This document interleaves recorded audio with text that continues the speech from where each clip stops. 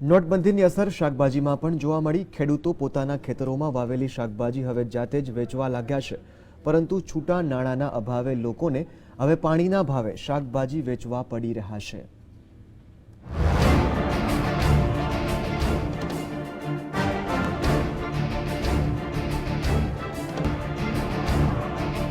આ છે સાવરકુંડલાની સસ્તી શાક માર્કેટ। અહીંયા ખેડૂતો જાતે જ શાકભાજી વેચવા બેસી ગયા છે।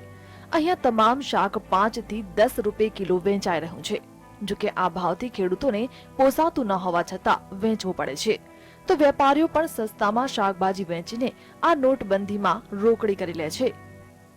અત્યારે નોટબંધી થઈ છે ત્યારથી અમારી પોઝિશન હાવ બેકાર થઈ ગઈ છે। અમે 7 કિલો ટમેટા લાવીને 5 કિલો વેચો, તોય ગ્રાહક છૂટા નથી દેતા। વટાણા 20 લઈને 15 વેચી છે, તોય કાંઈ મેળ નથી આવતો। ગ્રાહક કોઈ છૂટા લાવતા નથી। અમારી પોઝિશન હાવ બેકાર થઈ ગઈ છે નોટબંધી થઈને ત્યાર પછી। શાક માર્કેટના ઇતિહાસમાં આવા સસ્તા અને પાણીના ભાવે છેલ્લા 30 વર્ષમાં ક્યારેય જોવા મળ્યા નથી તેવું રેગ્યુલર વેપારીઓ જણાવી રહ્યા છે। બધું કોબી છે 5 કિલો, ગાજર 5 કિલો છે, ફુલાવર 5 કિલો છે, રીંગણા 5 કિલો, ડુંગળી 5 કિલો, દૂધી 5 કિલો। ભાઈ આ નોટબંધીના કારણે આ બહુ ભાવ શાકભાજીના તળિયા આવી ગયા છે। અમે ખેડૂત છીએ, પણ યાર્ડની અંદર પૂરા શાકભાજીના ભાવ ન આવવાને કારણે અમે જાતે વેચવા બેસી ગયા છીએ કે થોડું ઘણું ભાવ વધુ આવે।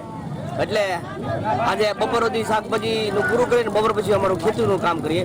આ નોટબંધીને કારણે બહુ મંદી છે અને શાકભાજીના કાંઈ ભાવ આવતા નથી। તો બીજી તરફ મનગમતા શાકભાજી સસ્તા ભાવે મળતા ગૃહિણીઓ હોંશે હોંશે ખરીદી રહ્યા છે।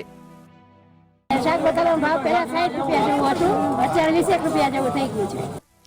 નોટબંધીમાં શાકભાજી મુદ્દે કહી ખુશી કહી ગમ જેવી સ્થિતિ જોવા મળી રહી છે, ત્યારે મહિલાઓના બજેટને હાલ તો ફાયદો થઈ રહ્યો છે। Bureau report, GSTV।